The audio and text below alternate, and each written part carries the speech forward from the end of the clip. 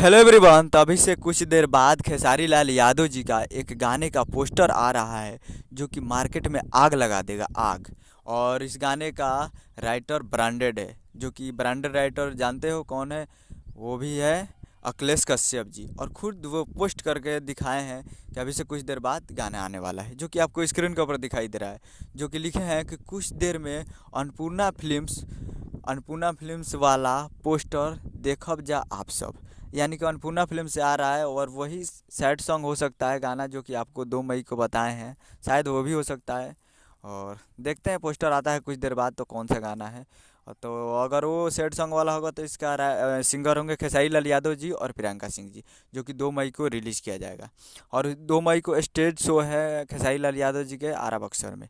तो उस दिन ही इस गाने को रिलीज़ किया जाएगा। 2 मई को 6 बज के कुछ कुछ मिनट पे इसको रिलीज़ किया जाएगा।